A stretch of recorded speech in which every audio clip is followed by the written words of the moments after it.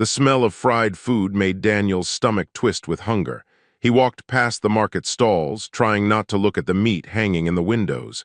His shift at the construction site had lasted 12 hours, and his entire body ached. The coins in his pocket felt light, too light. Daniel stopped at the cheapest food stand he could find.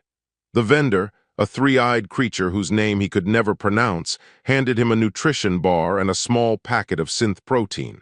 It would keep him alive for another day. That was all that mattered on Ashfall Ridge. The colony wasn't much to look at. Gray buildings, dusty streets, and the constant smell of volcanic ash in the air. People came here because they had nowhere else to go. Daniel was one of them. Earth had nothing left for him except bad memories and empty promises. He unwrapped the nutrition bar as he walked toward his apartment. The first bite tasted like cardboard mixed with chemicals. He chewed slowly, trying to make it last. The human quarter was quiet tonight. Most people were already inside, saving energy and staying warm. Then he heard it, a soft sound, almost like a kitten mewing. Daniel stopped walking. The sound came again, clearer this time. Someone was crying. He should keep walking. That's what smart people did on Ashfall Ridge. Mind your own business, stay out of trouble, survive another day. But Daniel's feet moved toward the alley between two storage buildings before his brain could stop them. The alley was dark and smelled like garbage. Daniel squinted, letting his eyes adjust. At first, he saw nothing. Then something moved in the shadows near a pile of empty containers. It was a child, or something that looked like a child. The creature had scales instead of skin, deep red like old blood. Wings lay folded against a thin back. A long tail curled around stick-thin legs. The face was almost human, except for the golden eyes that glowed in the darkness. Dragonkin, Daniel had seen a few of them from a distance. They kept to themselves, living in the volcanic highlands outside the colony. Big, powerful, dangerous. This one was none of those things. This one was small and looked half dead. The child saw him and tried to scramble away. She made it maybe 3 steps before her legs gave out. She fell hard on the ground and didn't get back up. Daniel knelt down slowly, the way he would approach a scared animal. "Hey, I'm not going to hurt you." The child's eyes were huge in her thin face. Up close, Daniel could see how bad things were. Her scales were cracked and dull. Her ribs showed through like prison bars. She was shaking, and not just from fear. "When did you last eat?" Daniel asked. The child didn't answer. Maybe she didn't understand. But then her stomach made a sound like grinding metal, and Daniel knew. He'd heard that sound before, a long time ago. His little sister had made that same sound in the days before she died. "What's your name?" he tried again. "Lyra," the voice was barely a whisper. "Please, don't hurt me. I'll leave. I'll go away." "Where's your family?" Something like shame crossed the child's face. "Gone, they sent me away. I am broken, useless." Daniel felt anger rise in his chest. What kind of people threw away a kid? He looked down at the nutrition bar in his hand. Half-eaten. It was supposed to be his dinner and tomorrow's breakfast. He had no money left until payday, which was 3 days away. His sister's face flashed in his memory. 9 years old, holding out her hand for food that never came. All those people who walked past them on the streets of New Detroit. All those faces that looked away. Daniel broke the nutrition bar in half. He held out the bigger piece to Lyra. "Here." She stared at it like it might be a trick. "Why?" "Because you're hungry." "But I am nothing to you. I'm not even human." Daniel pushed the food closer. "Doesn't matter. You're a kid and you're hungry. That's enough." Lyra's hand shook as she reached for the bar. She grabbed it and shoved it into her mouth so fast Daniel thought she might choke.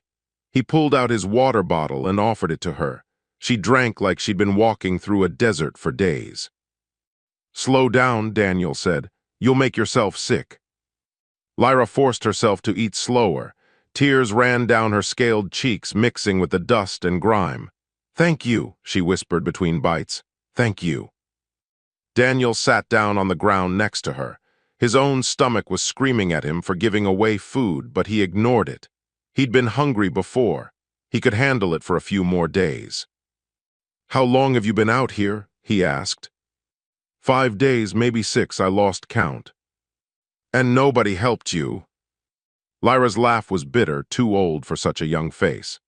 "Other species fear dragonkin. They see scales and wings and run away. My own people cast me out. Why would strangers care?" Daniel watched her finish the food. She licked her fingers clean, trying to get every last crumb.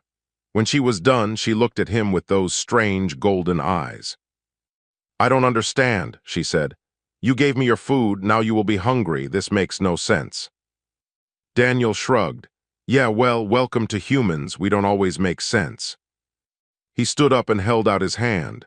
Lyra looked at it like she'd never seen the gesture before. Maybe she hadn't. "Come on," Daniel said. "You can't stay here. Let's get you somewhere safe."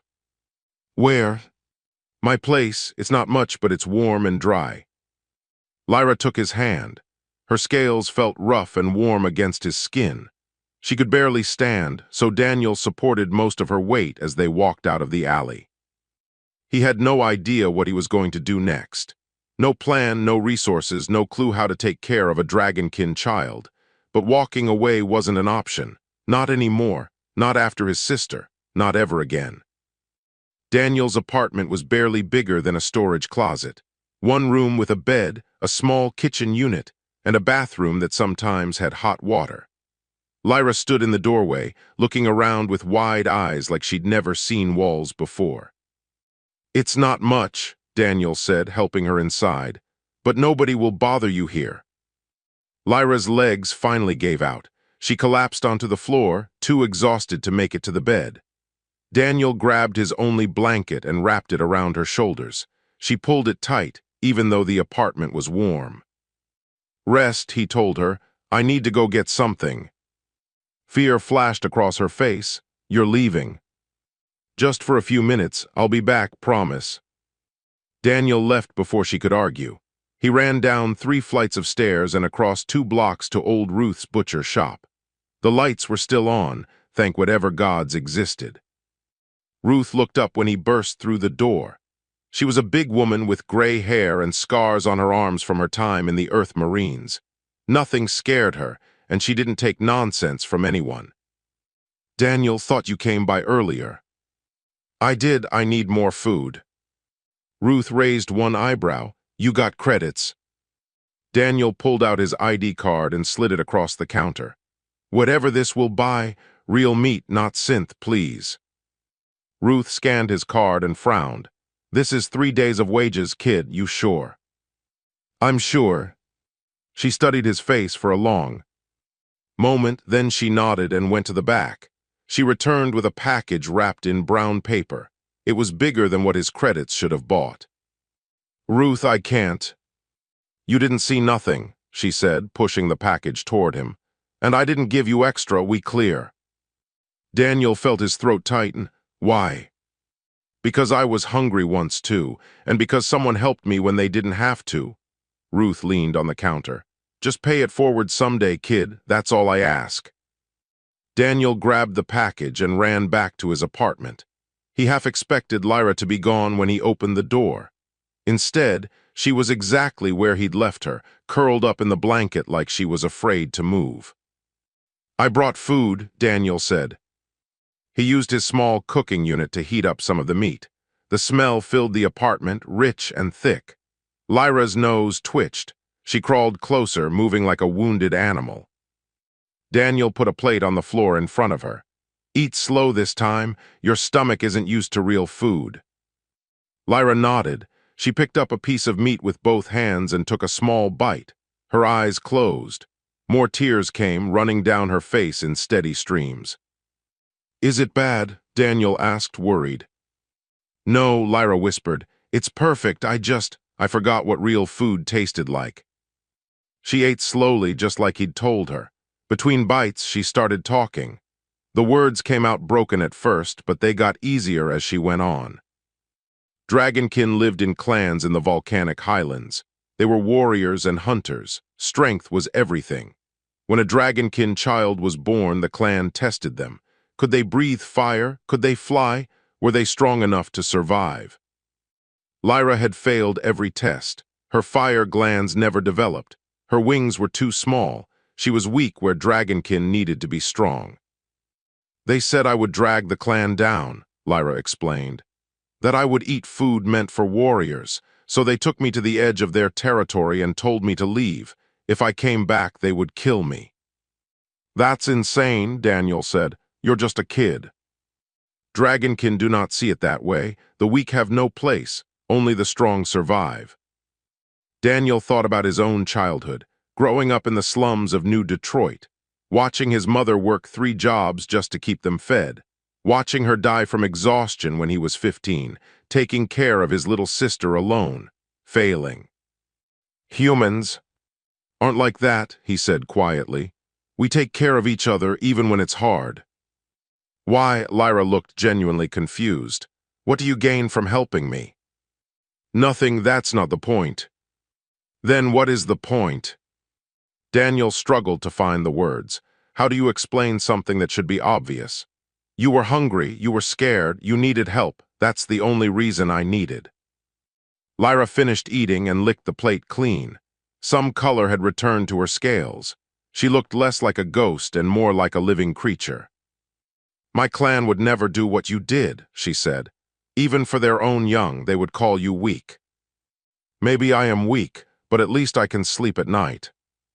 Lyra stood up on shaky legs. She was still too thin, still too tired, but something had changed in her eyes.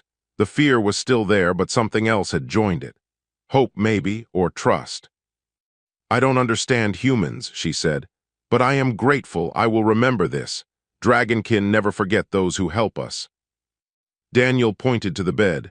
Get some rest. We'll figure out the rest tomorrow. Lyra climbed onto the bed and curled up in a ball. Within seconds, she was asleep. Daniel sat on the floor, his back against the wall. His stomach was empty and his bank account was emptier. He had no idea how he was going to feed both of them for the next 3 days. But when he looked at Lyra sleeping peacefully for the first time in weeks, he knew he'd made the right choice. His sister would have wanted him to help. She would have understood. Daniel closed his eyes and tried to sleep. Tomorrow would bring problems. Tonight he'd saved 1 life. That was enough. Lyra was still asleep when Daniel left for work the next morning. He wrote a note on paper and left it where she could see it. Stay inside. I'll bring food tonight. He hoped she could read standard. The construction site was hell as always. Hot, dusty, and dangerous. Daniel worked on the scaffolding, welding support beams for a new warehouse. His supervisor, a Quellan named Brass, noticed him moving slower than usual. You sick, Reed? Brass asked. His voice sounded like rocks grinding together. Just tired, I'm fine. You look like death. When did you last eat? Yesterday. It wasn't a lie. He'd eaten half a nutrition bar yesterday. Brass didn't need to know that was all he'd eaten. Brass studied him with his 4 eyes. Quellans could see more. Than humans, they picked up on details others missed. You're losing weight, something wrong. No, everything's fine. Brass didn't look convinced, but he let it go. Daniel worked through the pain and hunger. Every credit counted now. He couldn't afford to lose this job. When his shift ended, Daniel used his meal voucher at the workers' canteen. He ordered 2 portions and ate 1 there. The other went into a container he'd brought from home. A few other workers gave him odd looks, but nobody said anything. He stopped by Ruth's shop on the way home. She had a small package waiting for him. I didn't order anything, Daniel said. Someone did, paid in advance, said to give it to you. Ruth's eyes twinkled. No idea who, though. Daniel knew better than to argue. He took the package and headed home. When he opened his apartment door, he nearly had a heart attack. Lyra wasn't curled up in bed. She was standing by the window, her face pressed against the glass. She'd cleaned herself using his shower. Her scales gleamed in the afternoon light, bright red like fresh blood. She'd found one of his old shirts and wore it like a dress. You're awake, Daniel said, relief flooding through him. Lyra spun around. You came back. I said I would. People say many things, they don't always mean them. She moved away from the window. I read your note. It took me a while, but I understand standard now. What do you mean now? Dragonkin learn languages quickly when we're exposed to them. It's how we survived when we first met other species. I can understand everything you say now, and I can speak it too. Daniel set down the food packages. That was useful and slightly terrifying at the same time. Good, that'll make things easier. Over dinner, they talked more. Lyra asked questions about everything. Why did humans build such tall buildings? Why did they wear clothes? Why did they cook their food instead of eating it raw? Daniel answered as best he could. Some things he'd never really thought about before. They were just part of being human. Your species is strange, Lyra said, chewing on a piece of meat. You make everything complicated. Dragonkin keep things simple. Hunt, eat, sleep, fight, that's all we need. Sounds lonely. Lyra paused. It is, but we don't talk about that. Loneliness is weakness. No, it's not. It's just being alive. The days fell into a rhythm. Daniel worked double shifts when he could get them. Lyra stayed in the apartment, learning about human culture through his old tablet. She was brilliant. She absorbed information like a sponge and asked questions that made Daniel think harder than he had in years. But hiding her became harder. She was getting stronger, more active. She wanted to explore, and people were starting to notice Daniel's strange behavior. One night, Daniel came home with a nasty cut on his arm. A support beam had fallen wrong, and he'd been too tired to dodge in time. The wound was deep and bleeding through his shirt. Sit, Lyra ordered. She'd learned to be bossy over the past week. It's fine, just a scratch. It's not fine, you're bleeding everywhere. Sit down. Daniel sat. Lyra found his first aid kit and cleaned the wound with water. Her hands were surprisingly gentle despite the claws. You need stitches, she said. Can't afford the clinic. Then I'll do it. You know how. Dragonkin heal our own wounds. It's part of survival training. Even useless ones like me learned the basics. Lyra's hands didn't shake as she stitched his arm. She worked quickly and efficiently. When she finished, the wound was closed neat and clean. Where did you learn to do that so well? Daniel asked. I watched the clan healers. They never let me practice because I was worthless, but I remembered everything I saw.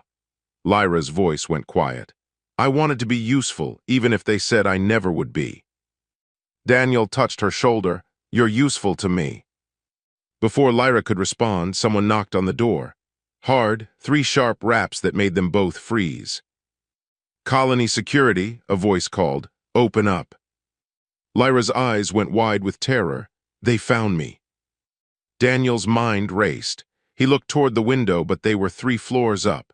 The bathroom had a small vent, but Lyra would never fit through it. The knocking came again, louder. We know someone's in there. Open the door now or we're coming in. Lyra grabbed Daniel's good arm. Don't let them send me back, please. They'll kill me. Daniel looked at her scared face. Then he looked at the door. He'd known this moment would come eventually. Deep down, he'd always known. You couldn't hide a dragonkin in a human apartment forever. But he'd hoped for more time.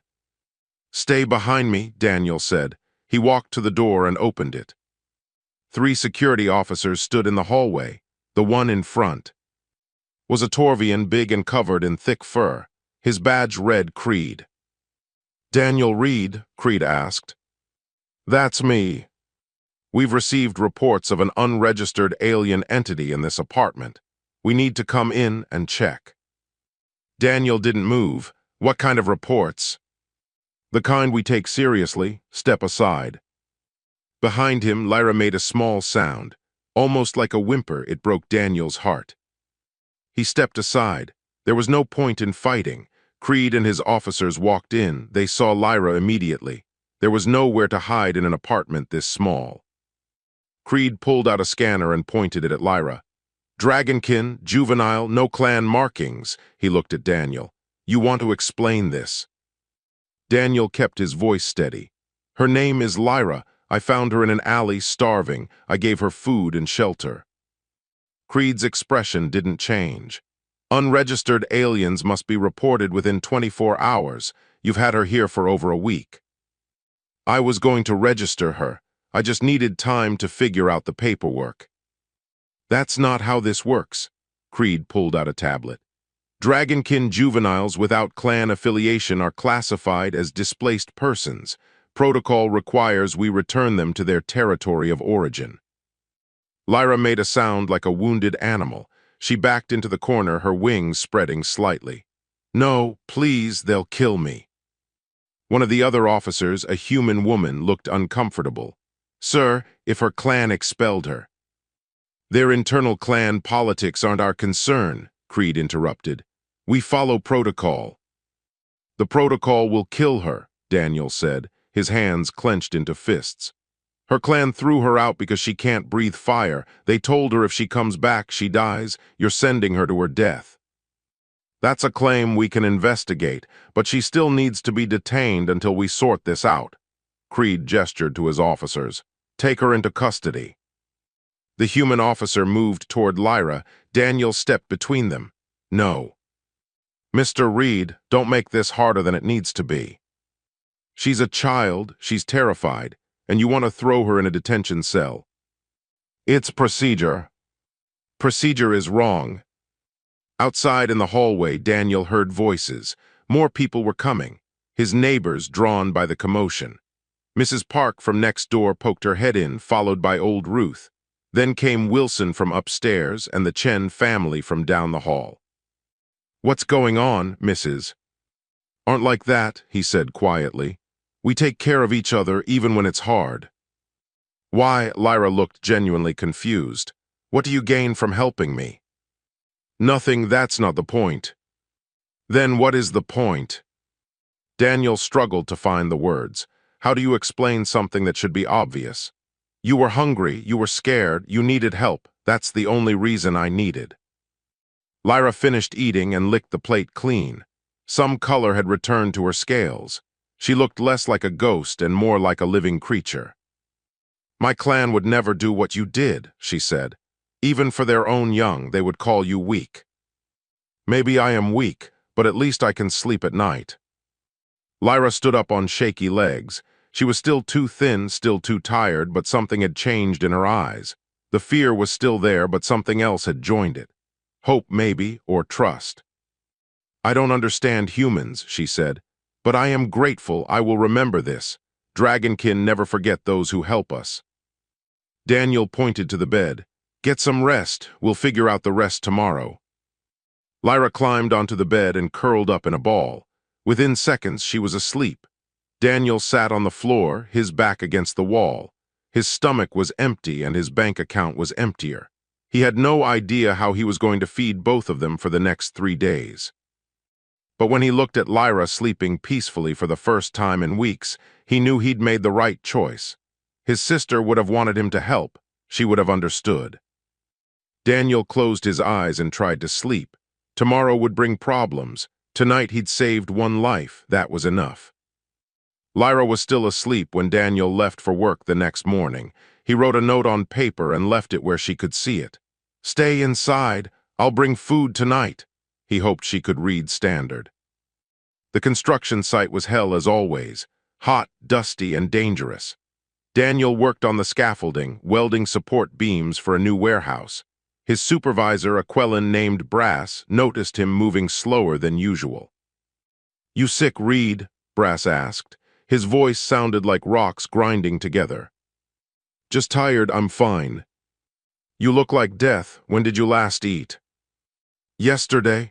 It wasn't a lie. He'd eaten half a nutrition bar yesterday. Brass didn't need to know that was all he'd eaten. Brass studied him with his 4 eyes. Quellans could see more. File a testimony, Brass said finally. This isn't a hearing. I work with humans every day. I supervise 50 of them at the construction site. You want to know what I've learned? Brass didn't wait for an answer. Humans are strange. They share food with coworkers who forgot lunch. They stay late to help someone finish their work. They donate credits to families having trouble, for no reason, no benefit to themselves. What's your point? Creed asked. My point is that humans are the only species I've met who measure strength by how they treat the weak, not by how much they can lift or how hard they can fight, by kindness. Brass pointed at Lyra. This child was dying. Daniel gave her his food when he barely had enough for himself. That's not illegal, that's human. The hallway had gone quiet. Even Creed seemed to be listening now. Dragonkin believed the weak should die, Brass continued. That's their culture, but this is a human colony. Here we follow human rules, and human rules say you don't let children starve in alleys. Lyra had been silent through all of this, pressed into her corner. Now she stepped forward. Her voice was small but clear. I don't understand humans, she said. My people would never do what Daniel did. They would call him foolish, weak, a waste of resources. She looked at all the faces crowded in the apartment. But I am alive because of him, because of all of you. You gave food when you had little. You gave help when you gained nothing. This makes no sense to my people, but it makes sense to me now. Tears ran down her scaled cheeks. I wish I had been born human, because humans know something dragonkin don't. Being strong isn't about power. It's about caring when it costs you something. The apartment was silent. Even Creed seemed affected. He put away his tablet and looked at Daniel. This needs to go to the colony board. They'll decide what happens. He glanced at Lyra. She can stay with you until the hearing, but if you run, I'll hunt you down myself. Clear. Daniel nodded, crystal clear. After the security officers left, the neighbors slowly dispersed. But before they went, each one stopped to say something encouraging, to touch Lyra's shoulder or squeeze Daniel's hand. Small gestures, human gestures. When everyone was gone, Lyra sat on the bed. What happens at the hearing? They'll decide if you can stay with me or if you have to go back. And if they say I have to go back? Daniel sat beside her. Then we'll figure something else out. I'm not giving up on you. Lyra leaned against his shoulder. I'm scared. Me too, but we're not alone. You saw everyone tonight. They're on our side. Why? Lyra asked for the 100th time. Why do they care? Daniel smiled, because that's what humans do. The hearing room was crowded. Daniel had never seen so many different species in one place. The colony board sat at a long table at the front. 5 judges, each from a different species. They looked bored, like this was just another day of paperwork. Daniel and Lyra sat in the front row. Behind them, the entire human quarter seemed to have shown up. Mrs. Park, Old Ruth, Wilson, the Chen family, Brass, and dozens of others. They'd all taken time off work to be here. Judge Tarn, a Velgon with blue skin and too many fingers, called the hearing to order. Case number 2847, Daniel Reed versus Colony Security, regarding the custody of one Lyra Dragonkin juvenile. Officer Creed, present your case. Creed stood up. He laid out the facts clearly and without emotion. Daniel had harbored an unregistered alien. He'd violated protocol. Dragonkin law stated that expelled clan members had no rights outside their territory. The law is clear, Creed concluded. The child must be returned to Dragonkin territory. A hologram flickered to life beside the judge's table. It showed a massive Dragonkin male, his scales dark as coal, his eyes cold as ice. He wore armor made of metal and bone. I am Kresh, war leader of the Mountain Claw clan, the Dragonkin said. His voice made the speakers crackle. The child called Lyra was expelled for weakness. She is no longer clan, but Dragonkin law still applies. She must return to face judgment. What judgment? Daniel asked, standing up. Sit down, Mr. Reed, Judge Tarn said. What judgment? Daniel repeated louder. You're going to kill her, everyone knows it. Kresh's eyes narrowed. The weak do not deserve life. They consume resources meant for warriors. This is our way. It has always been our way. Then your way is wrong. The courtroom exploded into noise. The judges called for order. Creed looked like he wanted to arrest Daniel on the spot, but the humans in the back were cheering. Mr. Reed, Judge Tarn said sharply, one more outburst and you'll be removed. Daniel sat down. Lyra grabbed his hand and squeezed. Her claws dug into his skin, but he didn't pull away. The prosecution's lawyer, a Quellan in a fancy suit, stood up next. Your Honors, this is a simple case. Mr. Reed broke the law. The child must be returned. Personal feelings don't change legal facts. I'd like to present evidence, a new voice said. Everyone turned. A tall figure stood at the back of the room. He wore the white uniform of a Galactic Council ambassador. Daniel had never seen one in person before. They were rare, important, and way above his pay grade. Ambassador Trell, Judge Tarn said, surprise in his voice. We didn't expect council involvement. I've been observing this colony for 3 months, Trell said, walking down the aisle. Studying human integration into galactic society. This case is relevant to my research. He held up a data pad. I'd like to present my findings. The judges whispered among themselves. Finally, Tarn nodded. Proceed. Trell activated a holographic display. It showed statistics, graphs, and video clips. All of them featured humans doing strange things, sharing food with aliens, helping injured creatures from other species, adopting orphaned alien children. I've documented 347 cases of humans engaging in what other species call irrational altruism, Trell explained. They sacrifice personal resources to help beings outside their family groups, outside their species, for no evolutionary benefit.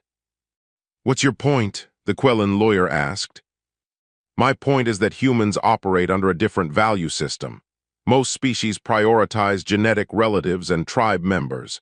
Humans extend their care to strangers, to aliens, to creatures that can offer them nothing in return.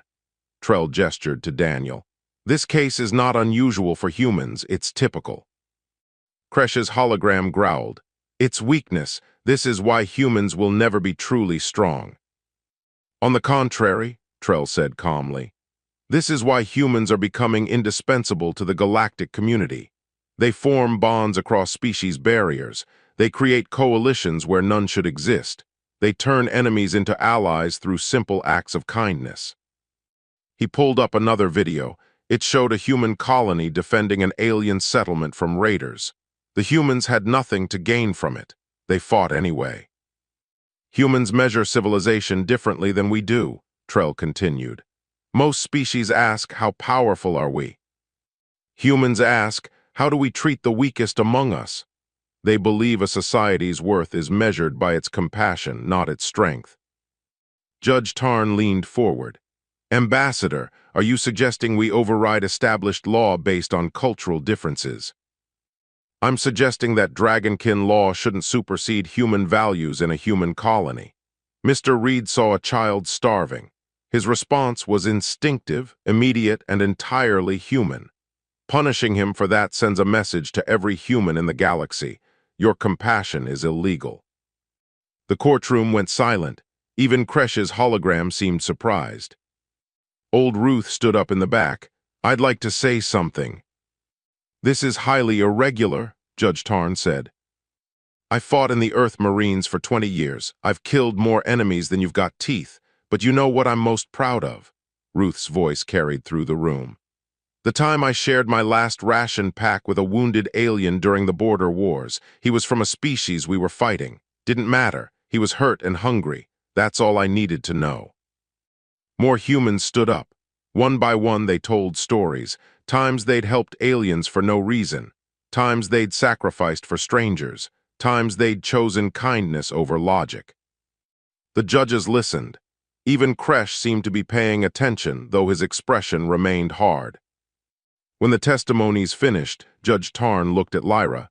Child, do you understand what's at stake here? Lyra stood up. Her voice was steady despite her fear. I understand. If you send me back, I will die. My clan has no mercy for the weak. And yet you want to stay with humans? They are not your species. They have different biology, different culture. Yes, Lyra said simply. Because they taught me something my own people never did.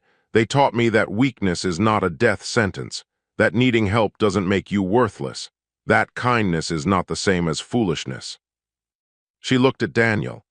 Daniel gave me his food when he was hungry. He gave me shelter when he could barely afford his own rent. He gave me a chance to live when everyone else saw me as a problem to be disposed of. If that's weakness, then I want to be weak like humans. Kresh's hologram spoke. You disgrace Dragonkin. No, Lyra said, meeting his eyes. You disgrace what Dragonkin could be. The war leader's image flickered and disappeared. He'd heard enough. Judge Tarn looked at his. Fellow board members, they whispered together for what felt like hours. Finally, Tarn turned back to the courtroom. We'll announce our decision tomorrow morning. This hearing is adjourned. Daniel's heart sank. One more night of not knowing, one more night of fear. Beside him, Lyra trembled. He put his arm around her shoulders. Whatever happens, he whispered, I'm not giving up. She nodded against his chest. I know that's what humans do. Daniel couldn't sleep that night. He lay on the floor while Lyra took the bed, staring at the ceiling and thinking about all the ways this could go wrong. At dawn, Lyra climbed down and sat beside him. Whatever they decide, she said quietly, thank you. For the first time in my life, someone saw me as worth saving. You are worth saving, don't ever forget that. They went to the hearing room early. It was already packed. More people than yesterday from every species in the colony. Word had spread. Everyone wanted to know what the board would decide. Judge Tarn entered with the other board members. He looked tired, like he hadn't slept either. That could be good or bad. Daniel couldn't tell. We've reached a decision, Tarn said without preamble. This case raised questions we hadn't considered before. What happens when cultural laws conflict? Whose values take precedence in a multi-species colony? He paused, looking at his notes. Daniel held his breath. Dragonkin law states that expelled clan members have no rights. However, this colony operates under the Galactic Compact, which guarantees basic rights to all sentient beings, including the right to life. Tarn looked directly at Kresh's hologram, which had reappeared.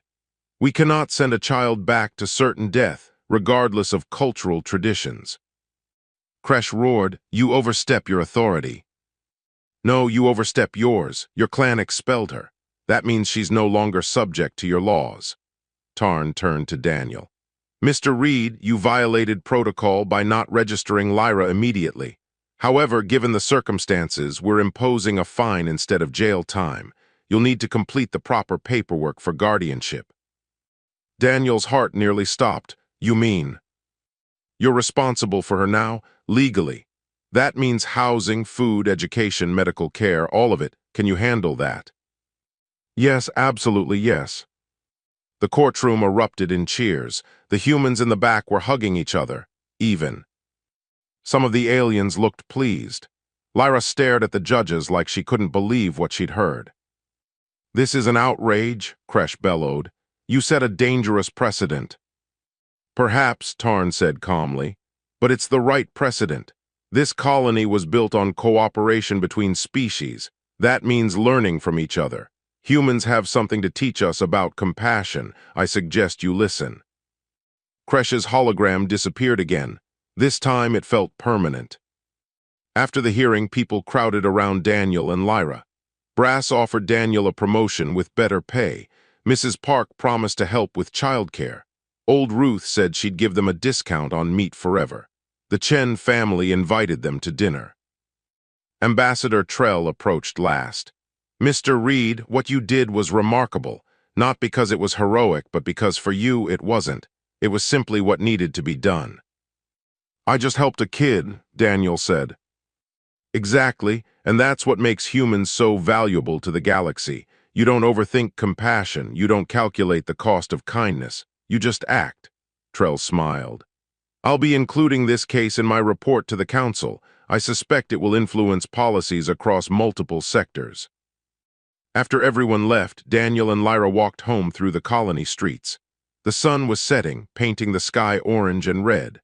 Lyra's scales caught the light, gleaming like jewels. What happens now? She asked. Now we figure out life together. You'll need to go to school, make friends, learn how things work here. Will it be hard? Probably, but we'll manage. They walked in comfortable silence for a while. Then Lyra said something that made Daniel stop in his tracks. There's a Torvian child living in the alley behind the market district. What? I saw him yesterday when you were at work. He's alone, hungry, like I was. Lyra looked up at Daniel. Can we help him? Daniel thought about his bank account, which was already stretched thin. He thought about his tiny apartment, which would be cramped with 3 people. He thought about all the logical reasons to say no. Then he thought about the night he'd found Lyra crying in an alley, the choice he'd made without thinking. Yeah, Daniel said, we can help him. Lyra's face lit up. Really? That's what we do, right? We help people who need it. They found the Torvian boy exactly where Lyra said he'd be. He was small, covered in matted gray fur, and looked terrified when he saw them. Daniel knelt down slowly. Hey there, are you hungry? The boy nodded. Daniel pulled out the sandwich he'd brought for dinner and handed it over. The boy grabbed it and ate like he hadn't seen food in days. Probably hadn't. What's your name? Lyra asked gently. Finn, the boy whispered. I'm Lyra, this is Daniel. We're going to help you, okay? Over the next few months, their household grew. Finn moved in after Daniel completed more paperwork.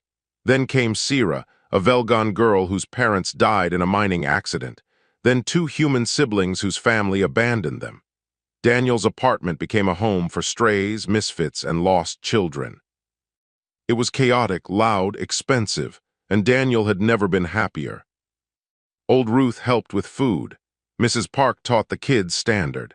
Brass made sure Daniel's job stayed secure even when he needed time off for his growing family. The whole human quarter pitched in because that's what they did. Other species started to notice.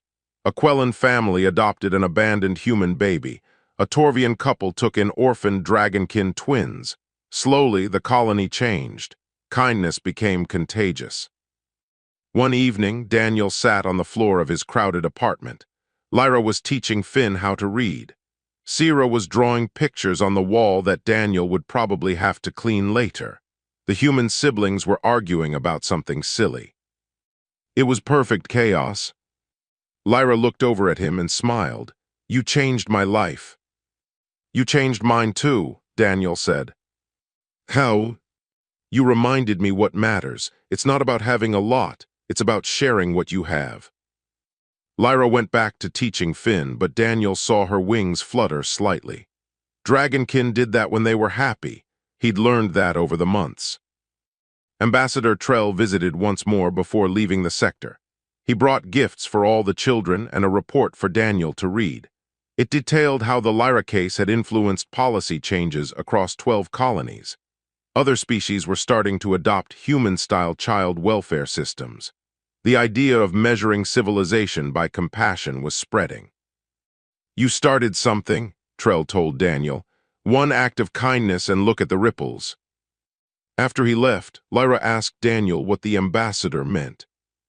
Remember that first night, Daniel said, when I gave you half my food? I'll never forget it. That was a gift, not just food. But hope, and now you're giving that same gift to others. That's how kindness works, it multiplies. Lyra looked at the other children in their home. Each one had been hungry, alone, and afraid. Each one had found family here. We're all gifts to each other, she said softly. Daniel smiled. Yeah, we are. Outside, the sun set over Ashfall Ridge. Inside, a family gathered around a table made from scrap metal and hope. They shared a meal that had been stretched thin but felt like plenty. Because it wasn't about how much they had. It was about having each other. And that was more than enough.